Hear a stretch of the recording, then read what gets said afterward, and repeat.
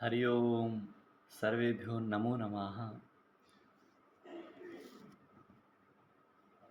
मम नाम शम्मी शर्मा। अद्य अहं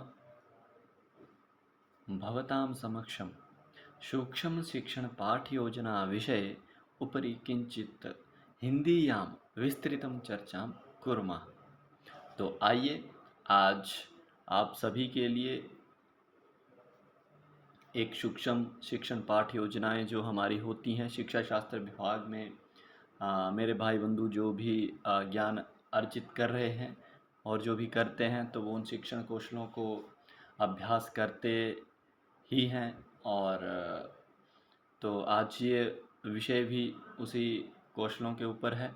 तो मैं पहले आपको उन कौशलों के बारे में बता दूं कि हमारे बहुत सारे कौशल होते हैं शिक्षा शास्त्री विभाग में। तो क्षम्यताम शिक्षा शास्त्र विषय जो होता है उसमें तो उन कौशलों में हमें जैसे पहले प्रस्तावना कौशल सूक्ष्म शिक्षण पाठ योजना के अंतर्गत ही यह कौशल जो वो आते हैं। और पहला जो कौशल है वह है प्रस्तावना कौशल।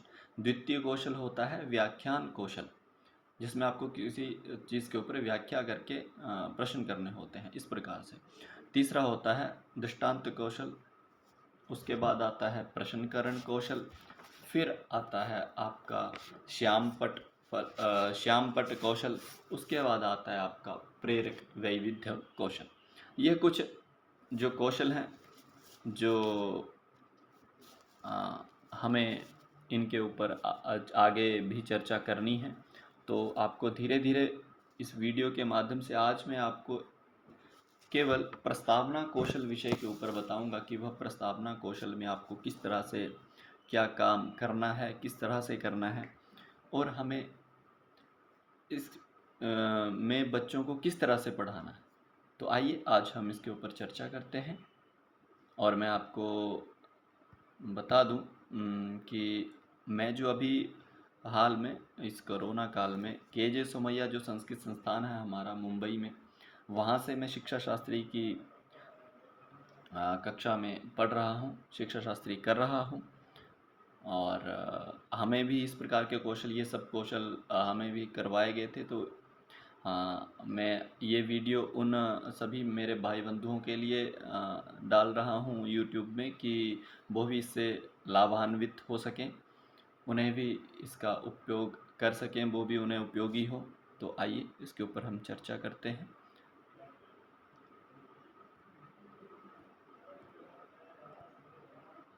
तो आइए, ये आपके सामने स्क्रीन पे देख रहे होंगे कि दिवसस्य प्रथमा अवस्था का, ये आपके सामने सीधा ही मैंने लिख के सामने रखा है कि आप सोच रहे होंगे ये चीज़ क्या है, कि सीधा ही एक प्रश्न कर रहा है क्योंकि क्वेश्चन मार्क लगा है कि ये प्रश्न कर रहा है कोई भी कि दिवसस्य प्रथमा अवस्था का। इसका अर्थ जो भी मेरे भाई बंधु हैं वो समझ गए होंगे कि दिन की जो प्रथम अवस्था होती है वो कौन सी होती है, मतलब प्रभात काल जिसे बोलते हैं हम, प्रभात दर्शनम।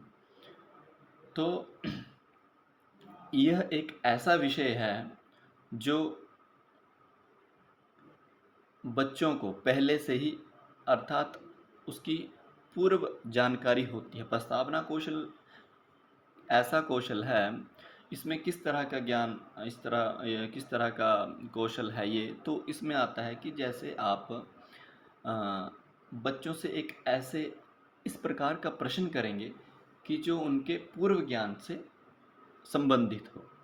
जैसे उनको पूर्व ज्ञान किसी भी चीज़ का हो, जैसे यहाँ पे आपके समक्ष लिख रहा हूँ उदाहरण के तौर पे कि दिवसस्य प्रथमावस्था का, कि दिन की प्रथम अवस्था क्या होती है। ये सभी को पता है कि दिन की शुरुआत किस चीज़ से होती है, सुबह से होती है, अर्थात प्रभात से होती है।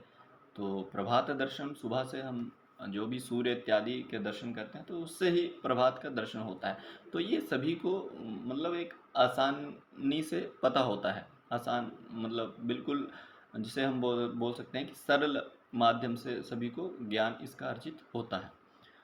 तो प्रस्तावना कौशल में हमें इसी तरह का प्रश्न करना होता है और इसमें पहले प्रश्न का संबंध दूसरे प्रश्न से अवश्य होता है, उसे बोलते हैं हम प्रस्तावना कौशल।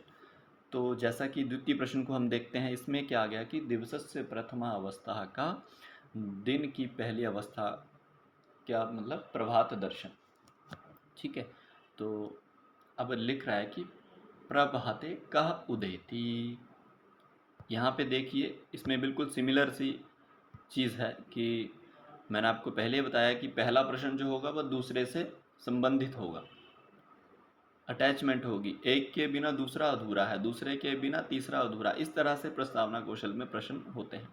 तो हम बच्चों से सीधा ही प्रश्न करेंगे, ऐसे भी कक्षा में जो भी हम पढ़ाएंगे या जो भी चीज़ हम बनाएंगे, जैसे प्रस्तावना कौशल बनाएंगे, तो उसमें हम सीधा ही प्रश्न करेंगे कि दिवसस्य प्रथमावस्था कहा, ये होगी छात्र अध्यापक क्रिया, उसमें आएगा ये।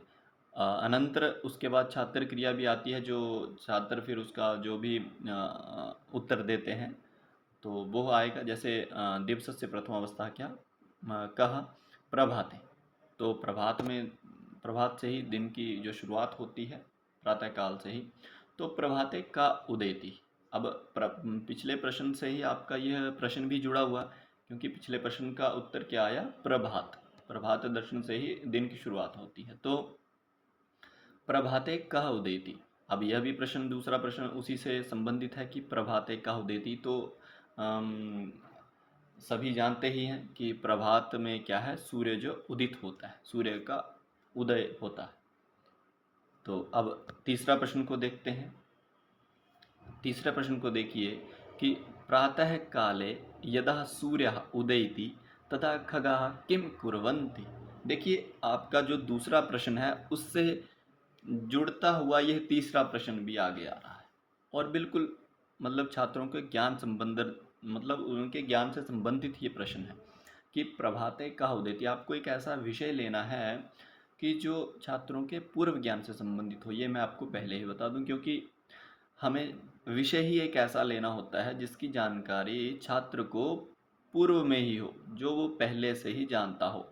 आप किसी भी विषय के ऊपर ले सकते हैं, कोई भी विषय ले सकते हैं, उसमें कोई ज़रूरी नहीं है कि जो मैं आपको उदाहरण के तौर पे दे रहा हूँ ये इसी विषय को आपने चूज़ करना है, आप किसी भी विषय को आप ले सकते हैं।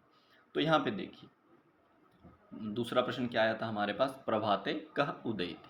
तो प्रभाते सूर्य उदयति, मतलब प्रभात में सूर्य जो उदय होता है। तो तीसरा प्रश्न क्या आया, प्रातः काले यदा सूर्य उदयति तदा खगाः किम कुर्वन्ति। प्रातः काले यदा सूर्य उदयति, जब प्रातः काल में सूर्य उदित होता है, तदा खगाः किम कुर्वन्ति, जानीमः सर्वे कि खगा पक्षी क्या कहते हैं, करते हैं, कूजंती, अर्थात वो चहचहाते हैं, उनकी मधुर ध्वनि जो पूरे वातावरण को शुद्ध, मतलब इतना मधुर ध्वनि करते हैं, वो वातावरण खिल उठता है चारों ओर, बहुत ही आनंदमय सा एक वातावरण निर्मित होता है। तो इस प्रकार का ये तीसरा प्रश्न है कि प्रातः काले यदा सूर्य उदेति तदा खगाः कूजन्ति इति। अब देखिए तीसरे प्रश्न से ही संबंधित ये चतुर्थ प्रश्न है। अब इसमें क्या पूछ रहा है कि खगाः कूजन्ति तर्हि जनाः प्रभाते सूर्योदयात् पूर्वं किं त्यजन्ति। खगाः कूजन्ति, जब जो पक्षी हैं वो कूजंत, अर्थात वो चहचहाते हैं, वो ध्वनि करते हैं। तर्हि जनाः प्रभाते, तो हम जो भी प्राणी हैं, प्रभाते सूर्योदयात्, सूर्य के उदय से पूर्व किम त्यजन्ति, सूर्य के बाद जो पूर्व में सबसे पहले हम क्या काम करते हैं। तो हम क्या है, अपने जो शयन क्रिया है उसको त्याग देते हैं, अर्थात हम अपनी जो भी जैसे हम रात को सोए होते हैं तो सुबह उठ के हम सबसे पहले बिस्तर को छोड़ते हैं, अर्थात अपने जो भी शयन कक्ष को छोड़ देते हैं, त्याग देते हैं।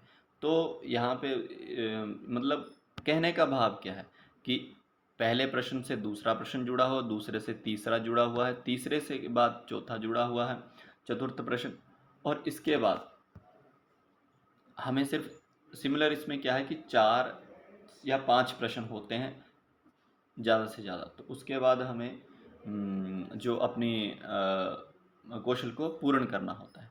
हमारा अंतिम जो प्रश्न है, यह ऐसा प्रश्न होना चाहिए कि जिसमें छात्र को सोचना पड़ जाए। अब छात्र को पता नहीं होगा कि सूर्योदयात पूर्वम किम त्यजन्ति हम वयम, कि हम क्या त्याग सकते हैं, क्या कर सकते हैं। तो अंतिम प्रश्न ऐसा होना चाहिए जो छात्र को सोचने पर मजबूर कर दे। तो फिर आज हम इस विषय के ऊपर चर्चा करेंगे। यदा वयं संस्कृतेन वक्तुं शक्यते तर्हि उच्यते। अस्तु तर्हि अद्य वयं सूर्योदयात् अर्थात् प्रभातदर्शनम् इति विषये विस्तृतं चर्चां कुर्मः इति विषये पठामः। तर्हि छात्राः उत्साहेन शृण्वन्ति इति आशा। ऐसा करके आपने अपनी वाणी को विराम करना है और धन्यवाद सहित। तो मुझे आशा है कि आपको ये जो भी मैंने बताया प्रस्तावना कौशल के बारे में, आपको सब कुछ समझ में आ गया होगा। यदि आपको कोई भी प्रश्न हो, कोई भी किसी प्रकार की कोई इसमें आपको त्रुटि लगती हो, तो आप मुझे निसंकोच कमेंट कर सकते हैं और ज़रूर बता सकते हैं। और आगे की जो भी नई वीडियो आएगी उसके लिए आप चैनल को सब्सक्राइब कर लें। यदि आपको वीडियो अच्छी लगी हो तो उसको लाइक करें और ज़रूर शेयर करें, ताकि जो भी हमारे छात्रगण जो भी अभी आगे से आगे जो भी इस क्वेश्चनों को करेंगे, क्वेश्चनों को लिखेंगे, क्वेश्चनों के विषय में पढ़ेंगे, तो उन्हें इनके बारे में जानकारी मिल सके।